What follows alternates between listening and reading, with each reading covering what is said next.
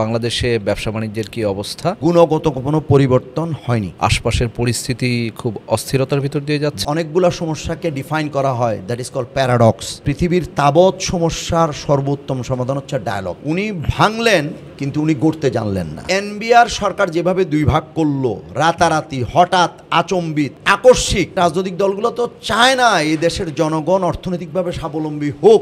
নাসির ভাই, আপনাকে অসংখ্য ধন্যবাদ আমাদেরকে সময় দেওয়ার জন্য। আমরা জানি যে আপনি প্লাস্টিক ইন্ডাস্ট্রিজের সাথে অনেক বছর ধরে জড়িত আছেন, প্রায় 33 বছর আপনি ব্যবসা পরিচালনা করছেন। তো আমাদেরকে একটু বলবেন যে এই পরিবর্তিত পরিস্থিতিতে বাংলাদেশে ব্যবসা বাণিজ্যের কী অবস্থা? আমি শুধু আপনার ইন্ডাস্ট্রির কথা জানতে চাচ্ছি না, আমি ওভারঅল ব্যবসার পরিস্থিতিটা একটু বুঝতে চাইছি। স্টার নিউজের দর্শক শ্রোতাদেরকে সালাম, আর আমাকে দাওয়াত দেওয়ার জন্য স্টার নিউজকে অনেক অনেক ধন্যবাদ। বিগত 1.5 বছরে কোনো যন্ত্রপাতির ইম্পোর্ট হয়নি। তার মানে কি? এটা একটা সিগনিফিক্যান্ট সূচক। সেটা হচ্ছে যন্ত্রপাতির ইম্পোর্ট না হওয়া মানে হচ্ছে দেশে বিনিয়োগ হচ্ছে না। দেশে বিনিয়োগ হচ্ছে না কেন? তার মধ্যে যদি 5টি গুরুত্বপূর্ণ কারণ থাকে, একটি কারণ হচ্ছে এই সরকারের মেয়াদ সুনির্দিষ্টকরণ না করার কারণে কোনো ব্যবসায়ী, কোনো বিনিয়োগকারী তার কর্মপরিকল্পনা তৈরি করতে পারতেছে না। এটা কি খুব জরুরি? এটা অবশ্যই ব্যবসার জন্য, বিনিয়োগের জন্য অবশ্যই জরুরি। কেন একটু বলবেন আমাদের? আসলে যে কোনো ব্যবসা, আমরা যারা বিনিয়োগ বান্ধব ব্যবসা করি বা আমরা বলি ম্যানুফ্যাকচারিং ইন্ডাস্ট্রি বলি, সেখানে একটা আসলে ব্যাপক বিনিয়োগ হয়। সেই বিনিয়োগটা কিন্তু 1 বছর 2 বছরের জন্য হয় না। সেই বিনিয়োগটা দশকের জন্য, ডিকেইড।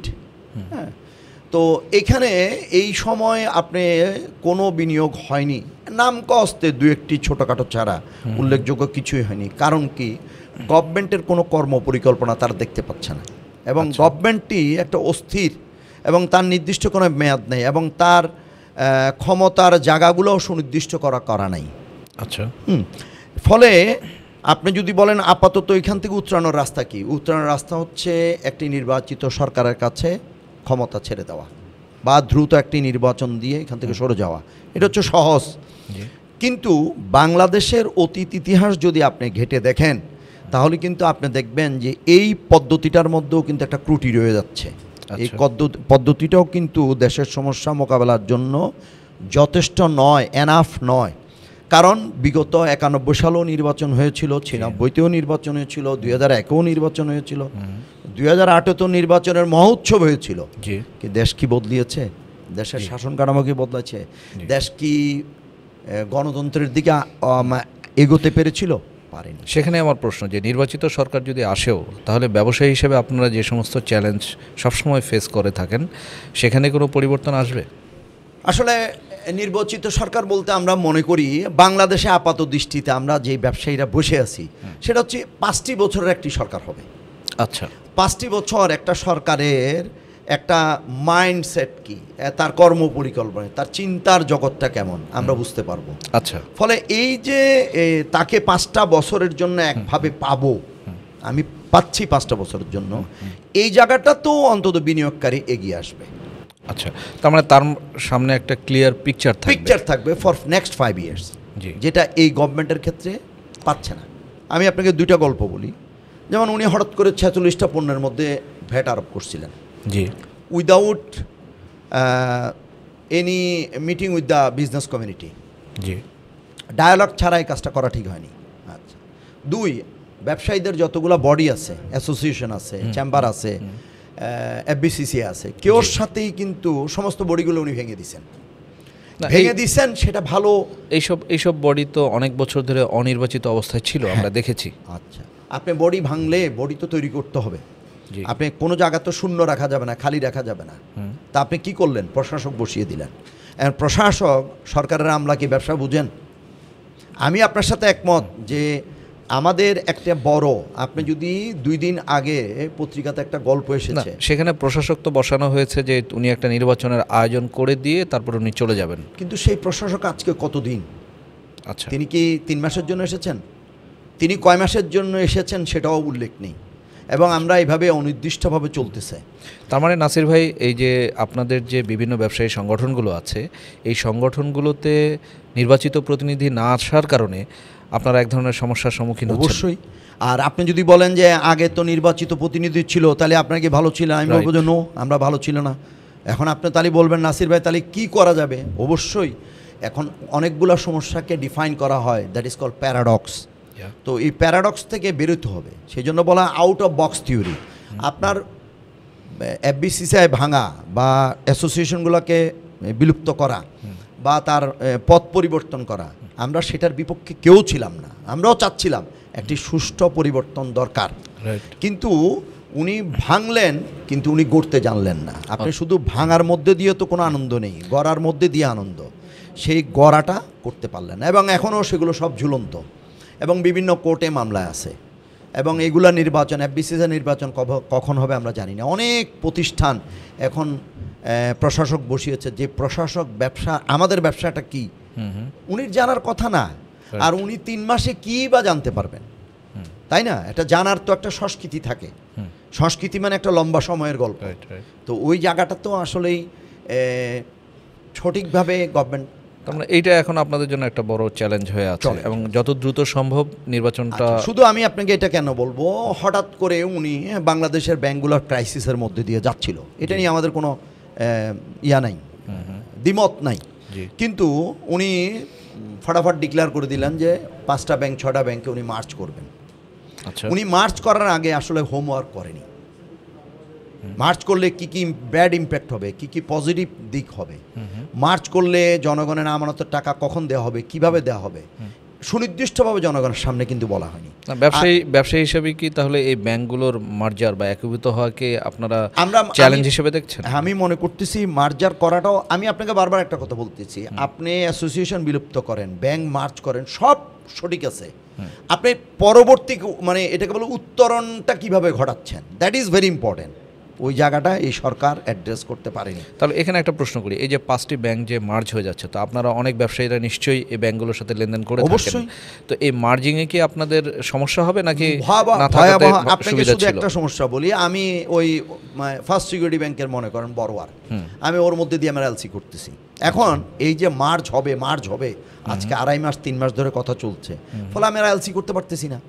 আর বায়ার আমার যারা ইম্পোর্টার অথবা আমার যারা বায়ার, বোধ কিন্তু এই ব্যাংক থেকে এলসি নিতে চাচ্ছে না। এই যে 5টা ব্যাংকের নাম চলে আসলো, ফলে আন্তর্জাতিক অঙ্গনে 5টা ব্যাংকের এই এলসিগুলা অ্যাকসেপ্টেন্স হারায় গেল। তা আমি রাতারাতি কোন ব্যাংকে যাব, আমি কোথায় গিয়ে ব্যবসা করব? আপনি হঠাৎ করে, সেই জন্য বলা হয় পৃথিবীর তাবৎ সমস্যার সর্বোত্তম সমাধান হচ্ছে ডায়ালগ। আপনি আগে এই ব্যাংকের ম্যানেজমেন্ট, হ্যাঁ আপনার এই ব্যাংকের ম্যানেজমেন্টরা অলিগার্ক শ্রেণীর, সেটা নিয়ে কোনো সন্দেহ নাই। তারা বাংলাদেশে একটা কালো অধ্যায় বা কালো জগতের মানুষ, সেটা নিয়ে আমাদের কোনো সমস্যা নাই। এবং আমরা এই ব্যাংক চালু রাখার জন্য আপনার কাছে অনুনয় করতেছি তা কিন্তু না, আপনাকে বুঝতে হবে। আমরাও চাচ্ছিলাম একটা রিফর্ম হোক, কিন্তু রিফর্ম যে পদ্ধতিতে উনি করতে গেছেন সেই পদ্ধতিটা সঠিক ছিল না। আচ্ছা, আমরা জানি যে আপনারা ব্যবসা করতে গিয়ে 2টো জায়গায় সবচেয়ে বড় রকমের চ্যালেঞ্জের মুখোমুখি হন, যেটা আমার সাংবাদিকতার এক্সপিরিয়েন্সে আমি দেখেছি বিভিন্ন অনুষ্ঠান, আপনাদের ব্যবসায়ীদের অনুষ্ঠান কভার করতে গিয়ে, যে বন্দর এবং কাস্টমস এবং রাজস্ব সংক্রান্ত বিষয়গুলোতে আপনারা খুব সাফার করেন। তো সম্প্রতি তো সরকার রাজস্ব বোর্ডকে 2 ভাগ করার মানে বিলুপ্ত করে 2 ভাগ করেছে, তো এতে করে আপনাদের কি সুবিধা বা অসুবিধা হলো? আমাদের এই প্রেসক্রিপশন ছিল এনবিআরকে 2 ভাগ করা, কিন্তু এনবিআর সরকার যেভাবে 2 ভাগ করলো, রাতারাতি হঠাৎ আচম্বিত, হ্যাঁ আকস্মিক ডিক্লারেশন দিয়ে এনবিআরকে ভেঙে দিল উইদাউট এনি ডায়ালগ। যে 2টা পক্ষ যাদেরকে ভাঙা হচ্ছে তাদের সাথে একটা বসার দরকার ছিল, বোঝানোর দরকার ছিল, তাদের কথা শোনার দরকার ছিল। এবং এনবিআরের 2 ভাগটা আমাদের বাংলাদেশের আগামী দিনের ভালো ব্যবসার পরিবেশের জন্য একটা বড় অনুষঙ্গ। এটা নিয়ে কিন্তু আপনাকে ভুল বোঝার কোনো সুযোগ আমি আপনাকে দিচ্ছি না বা দিতে পারি না, এটা আমাদের দরকার। কিন্তু এটা এই যে ভাঙলো সরকার, এই ভাঙার পদ্ধতিটার মধ্যে পেশাদারিত্ব ছিল না। আমরাও চাচ্ছিলাম এই ব্যবসার মধ্যে যে অলিগার্ক শ্রেণীটা তৈরি হয়েছিল, যে আমাদের এখানে একটা লুণ্ঠনকারী, হ্যাঁ আমরা যেটাকে বেনিয়া বলি, শব্দটি তাৎপর্যপূর্ণ, বেনিয়া শ্রেণী আমাদের ব্যবসায়ীর মধ্যে তৈরি হয়েছে। আপনি কালকে বা পরশুর পত্রিকায় দেখবেন এই ডক্টর আশিকুর রহমান উনি বলেছেন, এখানে রেমান সোমান ছিলেন বোধহয়, একটা সুন্দর টার্ম ইউজ করছে, ইস্ট ইন্ডিয়ান কোম্পানি। আচ্ছা। আমাদের বাংলাদেশের ব্যবসায়ীরা একটা ইস্ট ইন্ডিয়ান কোম্পানি শ্রেণী তৈরি হয়ে গেছে, যারা আসলে দেশের সম্পদ লুণ্ঠনকারী ছাড়া আর কিছুই নয়। রাইট। হ্যাঁ, তো এরা এদের অত্যাচারে বা এদের কারণে আমরা সাধারণ ব্যবসায়ীরা চাচ্ছিলাম যে পরিবর্তনটা আসুক। জি। আর আপনি যেটা রাজনীতি নিয়ে বলছেন, আমি আপনার সাথে একমত। সেটা কি যে হ্যাঁ, রাজনৈতিক দলগুলো এই ইউনূস সরকারকে যেভাবে সাহায্য করার দরকার সেভাবে সাহায্য করছে না। আমরা এখানে একটি জায়গায় ভুল করি, ব্যবসা আর রাজনীতি এইটা দুইটাকে আলাদা মনে করি, এটা কিন্তু ভুল। অর্থনীতি ছাড়া, ব্যবসা ছাড়া কখনো রাজনীতি সফল হবে না। আপনাকে এটা বুঝতে হবে, দেশের অর্থনীতি হচ্ছে রাজনীতির চালিকার বড় শক্তি। ইউরোপের কান্ট্রিগুলোতে কিন্তু রাজনীতিক অত্যন্ত গৌণ ভূমিকা পালন করে, মুখ্য কারণ হয়ে দাঁড়ায় হচ্ছে তার অর্থনীতি। অর্থনৈতিক শক্তি কত স্ট্রং। ইউরোপকে আপনি কিভাবে চিহ্নিত করেন? আপনি কি প্রথম দেখেন যে তার ইকোনমি কত শক্ত, তাই না? ইকোনমি শক্ত দেখেই গণতন্ত্র, সুশাসন, বাকিগুলো আসে। আচ্ছা, তা আমাদের তৃতীয় বিশ্বের সবচেয়ে বড় দুর্বল জায়গা কোথায়? সবচেয়ে বড় তার মানে আমাদের রাজনৈতিক দলগুলোর ভিতরে অর্থনীতির উন্নয়ন বা স্থিতিশীলতা এই চিন্তাটা কম নাই। এবং তাদের এখন আমি আপনাকে ওটাও বলতে পারি, রাজনৈতিক দলগুলো তো চায় না এই দেশের জনগণ অর্থনৈতিকভাবে স্বাবলম্বী হোক। কেন চায় না? কারণ আপনি যখন আপনার আজকে ইউনিভার্সিটি থেকে একটা ছেলে পাশ করে বেরোয় যদি কোনো কর্মজগতে ঢুকে যেতে পারে, সে কি আপনার রাজনৈতিক দলের জন্য কালকে সকালবেলা সারাওয়ার্দী উদ্যানে যাবে, শাহবাগের রাস্তা দখল করতে যাবে? সে তো যাবে না। এটা একটা সহজ জিনিস, কিন্তু আপনি না বুঝার কিছু না, না বুঝার ভান করলে আমি কিছুই করতে পারবো না আপনাকে। এবং আমাদের প্রত্যেকটা সরকারি ইউনিভার্সিটি, আমরা যেগুলো পাবলিক ইউনিভার্সিটি বলি, প্রত্যেকটা পাবলিক ইউনিভার্সিটিতে অস্থিরতা জিয়ে রাখছে রাজনৈতিক দলগুলা। পৃথিবীর কোনো সভ্য দেশে রাজনৈতিক দলগুলোর অঙ্গ সংগঠন ইউনিভার্সিটিতে থাকে না। এই সত্যটাও কি আমাদের রাজনৈতিক দলরা ইভেন বলা তো দূরের কথা, অ্যাকনলেজ কি করে না। এবং আমার রাজনৈতিক, আপনাকে একটু শেষ করি, আমাদের রাজনৈতিক দলের কোনো নেতা বাংলাদেশে আপনি আমাকে হাতে গোনে দেখাতে পারবেন না বাংলাদেশের রাজনৈতিক দলগুলোর বড় নেতার ছেলেরা পাবলিক ইউনিভার্সিটিতে পড়ে, আমাকে দেখাতে পারবেন না। আমরা ট্রান্সপারেন্সি ইন্টারন্যাশনাল বাংলাদেশ টিআইবির একটা গবেষণা থেকে জানি যে সবশেষ যে সংসদ ছিল সেই সংসদে একটা বড় অংশই কিন্তু ব্যবসায়ী ছিলেন। তার মানে ব্যবসায়ীরা রাজনৈতিক দলগুলোর সাথে ওতপ্রোতভাবে জড়িত। তাহলে তো আমি পাল্টা প্রশ্ন আপনাকে করতে পারি যে ব্যবসায়ীরা যদি জড়িত থাকে তাহলে এখানে তো অর্থনৈতিক উন্নয়নটা বা অর্থনৈতিক স্থিতিশীলতার পলিসিগুলো সরকারের ভিতর বেশি আসার কথা রাজনীতির চাইতে, তাহলে সেটা কেন আসেনি? অত্যন্ত চমৎকার প্রশ্ন। আমি আপনাকে স্পেশাল ধন্যবাদ দিতে চাই এরকম একটা চমৎকার জিনিসকে সামনে আসার জন্য। আমার ব্যবসায়ী প্রতিনিধি সংসদে গেছে, সে আমার জন্য কথা বলতেছে না, সে কথা বলতেছে তার যেই মার্কা সে নির্বাচন করছে সেই মার্কার। আচ্ছা, হ্যাঁ, কারণ তাকে আগামীবার নমিশন পেতে হবে। সে ব্যবসাকে মুখ্য না করে সে ব্যবসার কথাটাকে সামনে নিয়ে এনে তার দলের কথাটাকে সামনে আনছে। দলীয় লেজুর ভিত্তি বাংলাদেশের, এই দেশের আপনি যদি সবচেয়ে বড় বড় 10টা সমস্যা চিহ্নিত করেন, তার চেয়ে সবচেয়ে বড় সমস্যা 10টার মধ্যে একটা অন্যতম হবে এই দলীয় লেজুর ভিত্তি। সেটা স্টুডেন্ট পলিটিক্স, সেটা টিচার্স পলিটিক্স। আমাদের ইউনিভার্সিটি টিচারদের গুণগত মান নষ্ট হচ্ছে ডিউ টু টিচার্স পলিটিক্স, সম্মানহানি হচ্ছে। এই ব্যবসায়ীরাও কিন্তু তাদের সম্মান হারাচ্ছে কেন? এবং আমি আপনাকে একটু আমাকে সময় দেন, একটা মিনিট আমি বলি। আমি প্রত্যেকটি জায়গায় জোরালোভাবে বলতে চাই একটি নতুন সংস্কৃতির কথা। সেই সংস্কৃতি হচ্ছে প্রত্যেকবার ইলেকশন আসে, ইলেকশন আসার সময় প্রত্যেকটি ব্যাংকে ব্যবসায়ীদের লোন রিশিডিউলের একটা হুজুগ উঠে, রাইট, একটা জিগির উঠে, এবং ভয়াবহ একটা উৎসব এটা লোন রিশিডিউল। কারণ নির্বাচনে নমিনেশন পেতে হলে তার ক্লাসিফাইড লোন থাকতে যাবে না, তাহলে তাকে 10%, 2%, 5% দিয়ে যে কোনো উপায়ে রিশিডিউল করতে হবে। এটা একটা কালচার হয়ে গেছে, এগুলো 91 থেকে অদ্যাবধি পর্যন্ত টানা চলতেছে। এটা কি আসলে দেশের জন্য ভালো? তাহলে আমার দাবি ছিল কি, যারা ব্যাংকের টাকা নিয়ে ব্যবসা করবে, যে ব্যাংকের টাকা মানে কি জনগণের টাকা, জনগণ ব্যবসায়ীকে টাকাটা দিচ্ছে কিন্তু ব্যবসা করার জন্য, রাজনীতি করার জন্য নয়। ম্যান্ডেট ক্লিয়ার, কিন্তু আপনি ম্যান্ডেটটাকে লাইনে নিয়ে আসতে হবে। আমাকে ব্যাংক লোন দিচ্ছে ব্যবসা করার জন্য, রাজনীতি করার জন্য নয়। As long as I M A borrower of A bank, any bank of, তাহলে আপনাকে কিন্তু রাজনীতি থেকে দূরে থাকতে হবে। এখন আমি চাচ্ছি এটা বাংলাদেশে আইন করে যে যেই ব্যবসায়ী লোন নিছে ব্যাংক থেকে, সে কখনোই রাজনীতিতে ঢুকতে পারবে না। He has no any right, কারণ সে তো জনগণ থেকে টাকা নিছে এই ম্যান্ডেটে যে সে ব্যবসা করবে।